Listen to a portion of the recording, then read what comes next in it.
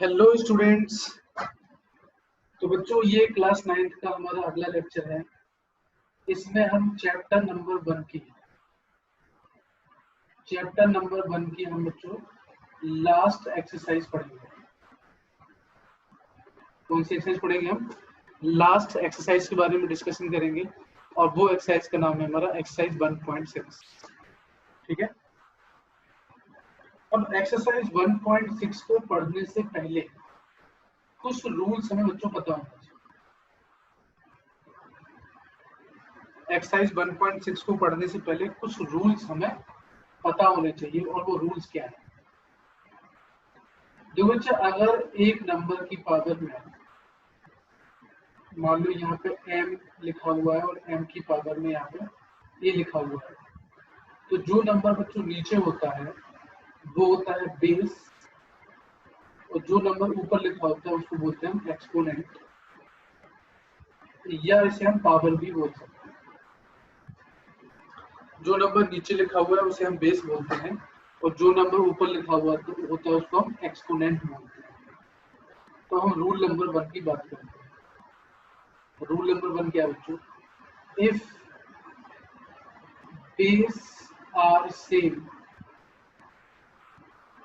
And powers are different,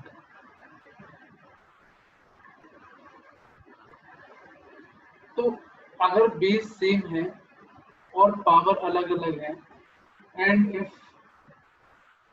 there is multiplication,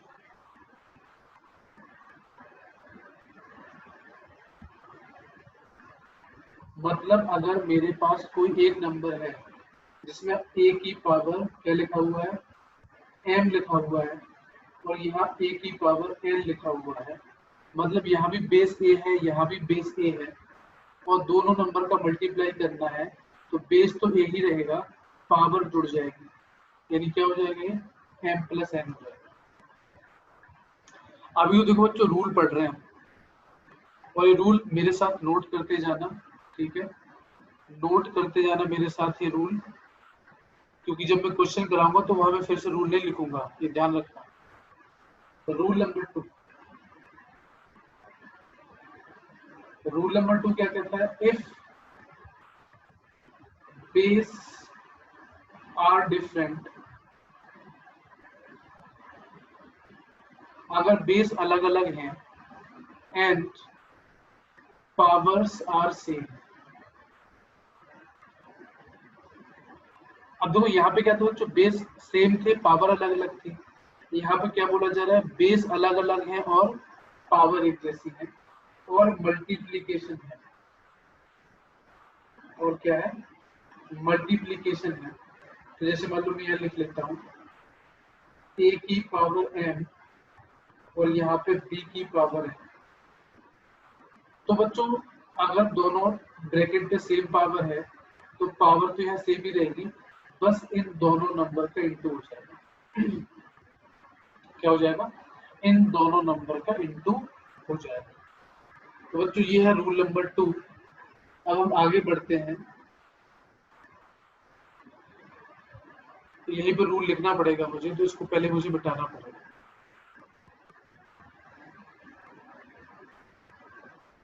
तो rule number 3 क्या है? रूल नंबर 3 है if base are same and powers are different,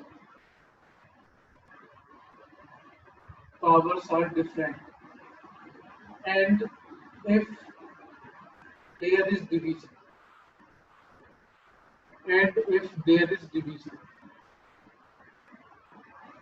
अगर हमारा base same है और पावर अलग अलग है और अगर डिवीजन है, तो जैसे मान लो a की पावर m है और यहाँ पे नीचे a की पावर n है, तो बच्चों पावर क्या हो जाएगी? सब्ट्रैक्ट हो जाएगी।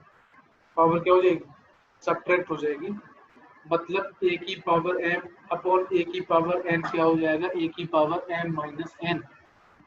ये चीज आपको याद रखनी है। क्वेश्चन नंबर 4 यानी rule number 4, question rule number 4। Rule number 4 है बेटा, if there are different powers,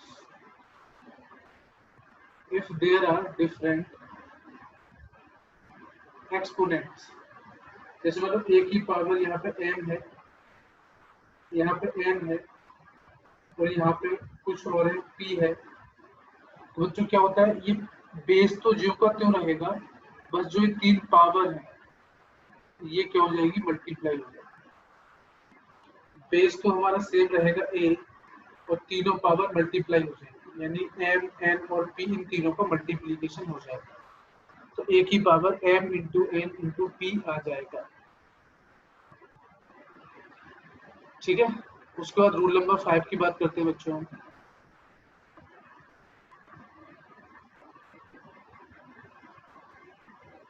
rule number 5 की बात करते हैं बच्चों, अगर किसी नंबर की पावर में 0 है, अगर किसी नंबर की पावर में 0 है तो उसकी वैल्यू बच्चों हमेशा 1 होगी। और रूल नंबर 5 भी पढ़ लेते हैं, रूल नंबर 6, अगर मान लो मेरे पास कोई 2-3 नंबर है और उसकी पावर में कोई पावर है, तो ये पावर इन दोनों के ऊपर आ जाएगी, मतलब a की पावर और b की पावर। बस हमें ध्यान रखना है, these rules are only valid for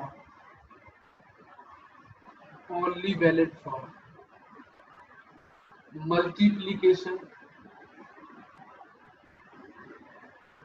and division। अब बच्चों देखो ये मैंने क्यों लिखा, ये मैंने इसलिए लिखा क्योंकि जैसे मैंने यहाँ पे लिखा a इंटू बी की पावर k क्या होता है, a की पावर k इंटू बी की पावर k होता है। और बहुत से बच्चे क्या होते हैं, अगर मैं a प्लस बी की पावर k दे दूं तो वो a की पावर k प्लस बी की पावर k लिख देते, जो कि गलत है। ये तो सही है, गलत है, इसलिए मैंने यहाँ लिख दिया कि valid for multiplication and division. ये बात याद रखना आप लोग, ये बहुत जरूरी है आपके लिए। ठीक है, अब हम आते हैं बच्चों क्वेश्चन पे। अब हम अपने मेन क्वेश्चन पे आते हैं। तो जैसे क्वेश्चन नंबर 1 लिखा हुआ है 64 की पावर 1/2। तो देखो बच्चों 64 को पहले हम क्या लिख सकते हैं, प्राइम फैक्टराइज कर लो इसको। 2 से काटेंगे तो 32, फिर 2 से काटेंगे तो 16, फिर 2 से काटेंगे तो 8 और 2 से काटेंगे तो 4, फिर 2 बार फिर 1 बार। इसका मतलब 64 को हम क्या लिख सकते हैं, यहाँ पे 2 कितनी बार है, 1 2 3 4 5 6, यानी कि 2 की पावर 6 लिख सकता हूँ। 64 को मैं क्या लिख सकता हूँ, 2 की पावर 6। ठीक है, तो मैं इस 64 की जगह क्या लिख दूंगा, 2 की पावर 6, और यहाँ पे क्या है, पावर में 1/2। मैंने आपको बताया था बच्चों की अगर एक या एक से ज्यादा पावर हो तो उन पावर का मल्टीप्लाई हो जाता है, तो क्या हो जाएगा, 2 की पावर 6 इंटू 1/2 क्या हो जाएगा, 2 की पावर 6 इंटू 1/2। तो 2 से 3 बार कटेगा तो क्या आ गया, 2 की पावर 3। और 2 की पावर 3 की वैल्यू कितनी होती है बच्चों, 8 होती है। कैसे होती है, 2 की पावर 3 का मतलब क्या होगा, 2 इंटू 2 इंटू 2, तो ये कितना हो गया, 2 2 जा 4 4 2 जा 8, तो 8 आंसर हो गया। उसके बाद बच्चों बात करते हैं सेकंड पार्ट की। सेकंड पार्ट क्या है, 32 की पावर 1/5। तो 32 यहाँ बच्चों से क्या ले सकते हैं, 16, फिर कैंसिल किया 8, फिर 4 बार, फिर 2 बार और फिर 1 बार, यानी 32 को बच्चों क्या लिख सकते हैं, 2 की पावर 5। 1 2 3 4 5, 32 को क्या लिख सकते हैं, 2 की पावर 5। तो 32 को लिख दिया 2 की पावर 5 और उसकी पावर में 1/5 तो है। तो ध्यान से देखो 5 और ये 1/5 मल्टीप्लाई हो जाएगा, 5 से 5 कैंसिल हो गया, कितने आंसर आ गया, 2 आंसर आ गया। उसी तरीके से बच्चों तीसरा वाला क्वेश्चन है, ये क्या है, 125 की पावर 1/3। तो 125 को हम क्या लिख सकते हैं 5 क्यूब, तो ये 1/3 लिखा हुआ है। तो देखो जो 3 और 1/3 का इंटू करते हैं तो 3 से 3 कैंसिल हो जाएगा, कितना आंसर बचेगा 5 आंसर बचेगा हमारा। ये हमारा क्या हो गया आंसर हो गया।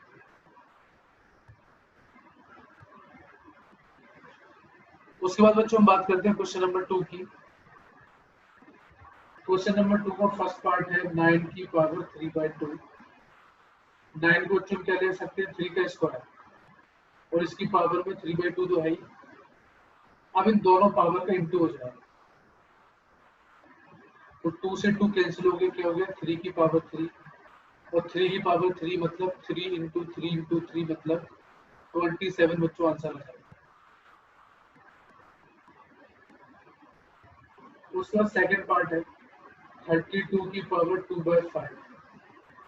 32 को बच्चों ने पढ़ा था भी क्या लिख सकते हैं 2 की पावर 5 और यहाँ पावर में क्या है 2/5, तो यहाँ 2 की पावर में क्या हो जाएगा 5 इंटू 2/5, 5 से 5 कैंसिल हो गया 2 स्क्वायर और 2 स्क्वायर मतलब 2 इंटू 2 यानी कि 4,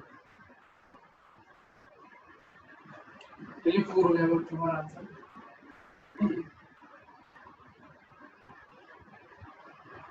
थर्ड वाले की बात कर लेते बच्चों 16 की पावर 3/4। 16 को बच्चों क्या लिख सकते हैं 2 की पावर 4 और यहाँ पे इसकी पावर भी 3/4। तो देखो बच्चों 4 से 4 कट गया, कितना आ गया 2 क्यूब, तो 2 क्यूब तो कितना हो गया 8 हो गया। ये बच्चों हमारा आंसर होगा।